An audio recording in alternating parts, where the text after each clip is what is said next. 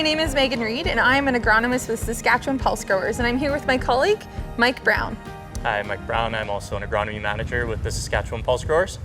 We're here today standing in a lentil field to talk about general lentil staging and also to identify and talk about some management pieces when it comes to Aphanomyces and other root rot complex diseases. We're going to go through how do we identify and approach the field, what observations we can make from the field edge, and then move through identifying on individual plants and also talk about how to sample for plant and soil samples to aid growers and agronomists in their Aphanomyces and root rot management practices. Okay, so Mike, we're standing here in a lentil field. Let's talk about how do we approach the field from the field edge, because your lead crop is lentils and one of my areas is root rot. So as we're standing here approaching the lentil field, what would be some of the first things that we see or want to make observations about? Yeah, so in this field you can see we're right near field entrance here. We're going to see a little bit of compaction where vehicles, equipment starts coming in. A little bit more difficult for roots to establish. And then as well as you can see just behind us, a little bit of a low spot. So water collecting off the hill towards this side of the field. You're going to get a lot more of the spore load and inoculum germinating, as well as moving along in that soil water. So we can see, some of the yellowing, and then as it moves up the hill, greening up. So something you want to look for right when you approach the field is scout out those low spots. Yeah, and I would second that. So as we approach the field from the field edge, what I like to do is, like you just said, come up to the field, even drive the whole length of one side or another side, and try to get a good visual overall impression of how the field looks and identify if there are any low spots like we're seeing here, where you can see these yellowing off areas. Particularly in this Rosetown Regina heavy clay, we're seeing lots of that compaction areas really starting to pop off with symptoms of root rot visually. Can you walk us through the lentil stage, the crop stage for this lentil crop? Yeah, so this crop, it's in about that 10 leaf to 12 node stage. So it's pretty far advanced. We're near the end of June here. This would be plants that came out of a relatively healthier area of the field, so higher up on those elevations. But you can see that even some of those plants that look like they're healthy are starting to show some symptoms of root rot starting to develop. And then we can see the lower areas still in that 10 to 12 leaf and node range, but the size of the plants are starting to be affected. Some stunting there, as well as some of that root rot starting to happen, pinching off of the lower roots, caramelization, typical of Aphanomyces. And then when we start to see these really, really severe areas of the field getting affected, so areas that are in the lower spots of the field, maybe higher compaction at the field entrances or the tire tracks that the drill went through, you can see that those plants are severely stunted, even though they're at the same stage as the healthy plants in terms of leaf and node, and the roots are just poorly developed, pinching off, not a lot of nodulation. So we have a lot of different levels of disease in this field. Yeah, so I'll speak to that a little bit more here. So what we're seeing, as Mike did a nice overview, is that when we're approaching a field for Aphanomyces infections, and that's really my wheelhouse, lentils is your baby. For both of us coming into a crop, or any agronomist or grower who's seeing these patches emerging in their field, starting to yellow off at this time of year, we're at 10 node, 12 node. What we want to look for is you want to dig those plants up. And so go into these low spots. You really want to target those low areas where water runs.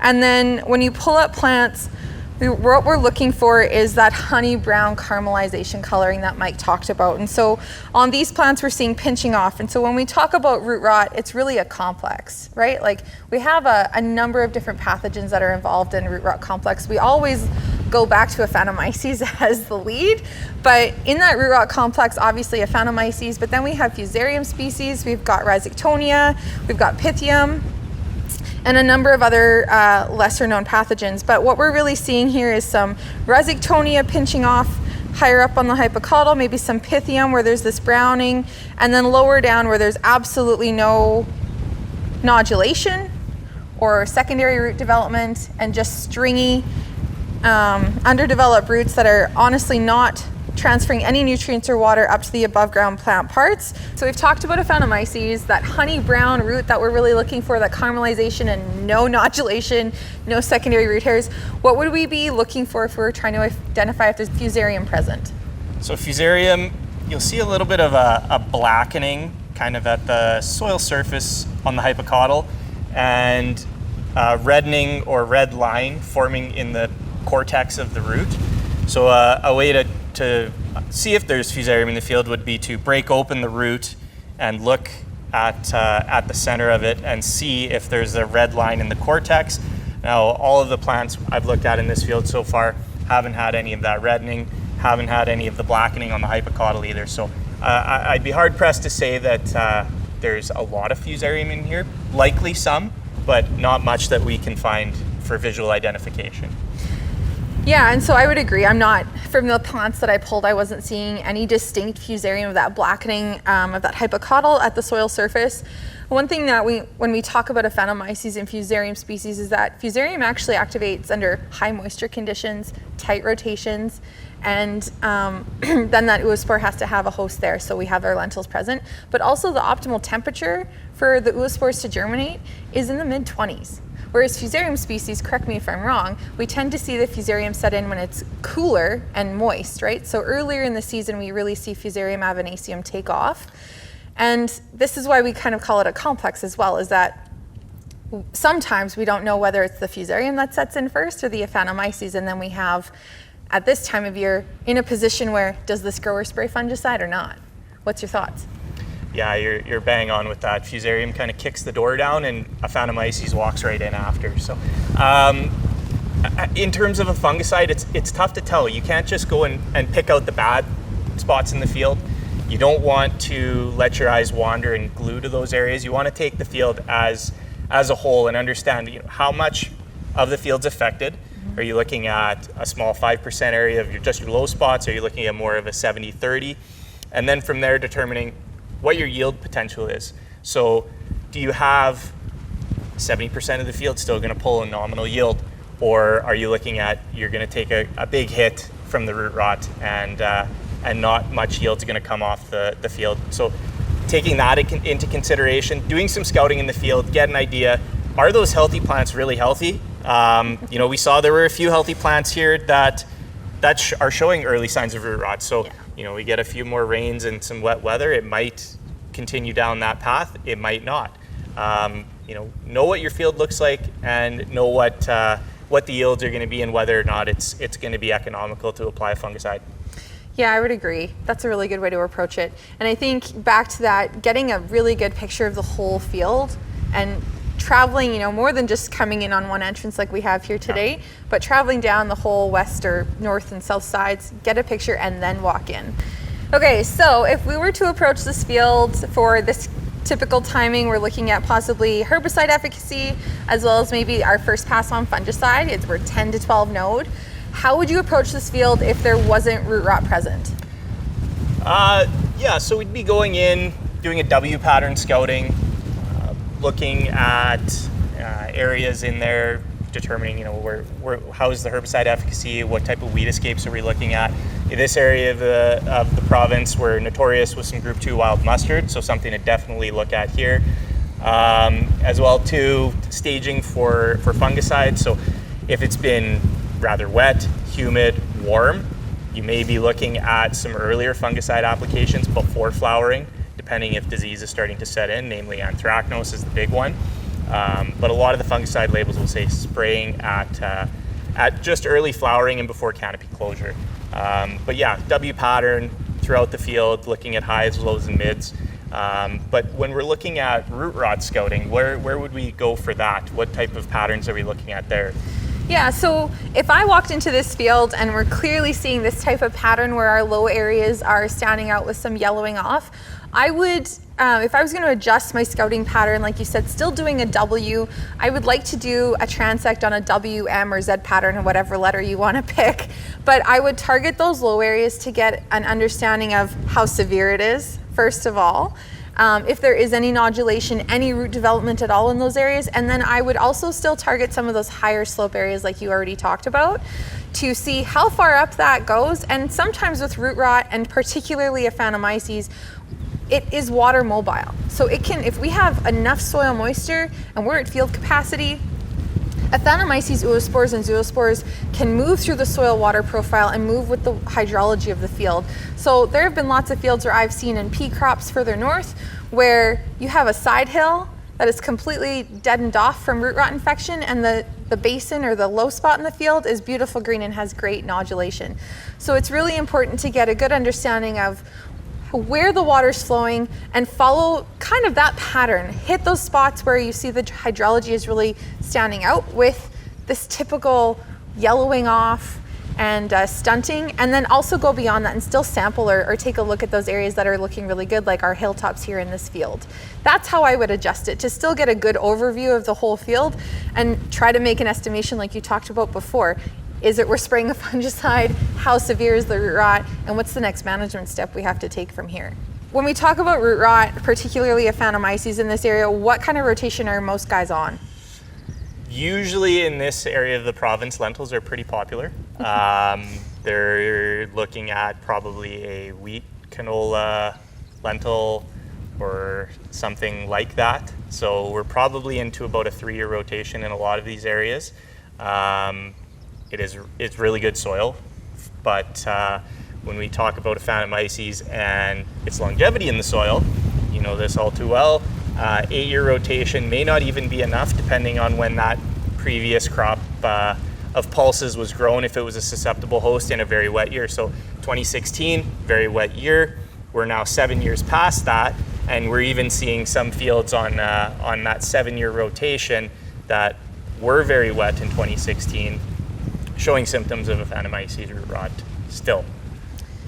Yeah, so 2016, like Mike said, really, or like you said, really heavy inoculum, really wet soils that year. A ton of Aphanomyces inoculum was produced, it germinated, set spores, and those resting spores, those oospores, are really long-lived. So in this area, typically 3 to 4 year rotation on lentils, not uncommon. In the last 10 to 15 years with wet weather from 2010 onward, we have now transitioned into 6 to 8, and some guys I think are even in a 10-year rotation. I know further north in some of my pea fields, I have guys that are 10 plus years on peas, because peas and lentils are equally susceptible for Aphanomyces root rot, and all we need is that host crop present, the soil moisture, and the inoculum present in the soil. Yeah, and we talk about some of these tight rotations sometimes too, and we short memory here, 2021 in the drought year, we had issues with potential for Group 2 carryover. A lot of those lentil fields from 2021 that had Group 2 applied handcuffed some of those producers, and they had to grow lentils on lentils. So things like that is something to consider as well too when you're planning future rotations, in that a buildup of 2 years in a row of lentils could be a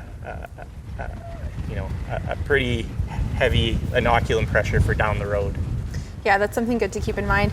This field in particular, I think when we talked to the grower, he said that he's looking at 8+ years now on this field, particularly for a lentil rotation. So the next time he'll be able to grow lentils will be 2031.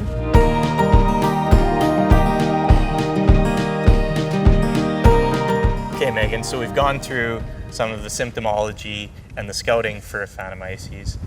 How do we do some plant sampling if we want to get some confirmed diagnostics on this? Yeah, that's a great question. So with your scouting pattern, I would follow the same scouting pattern that we already talked about, your Z or your W or your M. And if you want to know, you want to confirm whether you have Aphanomyces root rot or not, or Fusarium species, or whatever diseases within that complex, I would go to those low areas like we're here right now, compacted areas particularly, where you're going to have a higher prevalence of root rot, and dig up the plants. And then you would knock off as much of the soil from the roots as you can. The less that goes with it, the better. And if you're taking whole plants, take everything that you can take, all of the roots that you can get, the whole plant, and have a paper bag. We don't want plants going into plastic bags because they will sweat and they will rot. Put them in your paper bag and then label it accordingly with the grower's information, just like you would any other plant sample that you're sending away, either for herbicide or for tissue testing. label with the grower's information, the land location, seeding date, all of that relevant information, and then send it to a commercial lab that has the capability to do DNA analysis, qPCR extraction for a Phanomyces identification. And lots of commercial labs are available to do that in Saskatchewan and particularly in Saskatoon. Next, if we wanted to just do a soil sample, I would, again, go to the same areas of the field and dig up soil from in row, particularly next to the plants. You don't want to have any root material in those in that soil, but grab about no more than 6 inches. So I'm going to show you my soil knife here. It's a little dirty, but this is a 0 to 6 inch knife, and we want anywhere from 0 to 6. Ideally, it's 4 inches from in furrow that we want to capture, and you want to get enough so that you've got 2 cups of soil minimum that you're going to put, and that actually can go into just a Ziploc bag. If you don't have any actual bags from the lab, put it into a Ziploc bag, and then into your cooler, also labeled into a cooler with an ice pack, and put both of those in to keep them cool so that they don't sweat and the microbial community doesn't go and do a whole bunch of wacky things if they're sitting in a warm bag in your truck.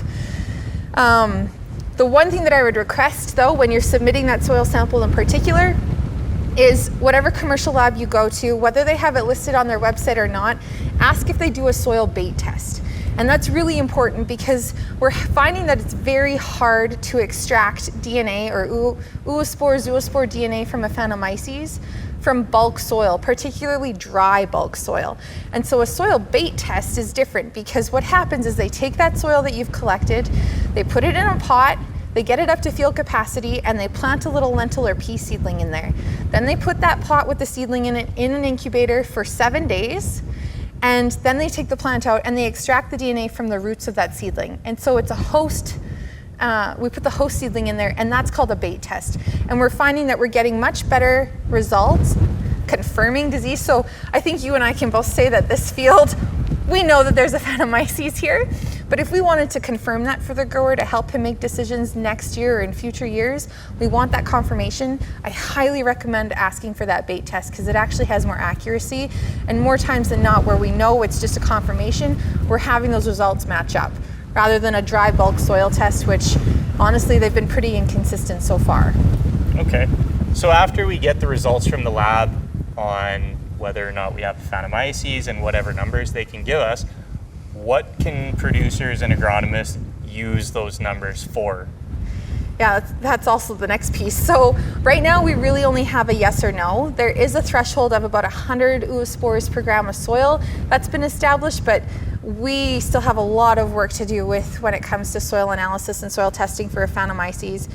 When it's just a plus or minus, yes, we have it, no, we don't, and it's a confirmation, like this field, for example, that grower and agronomist is going to have to use that information or will be able to use it to do rotation management planning going forward. So we talked to the grower here, he already knows he's likely on an 8-year rotation.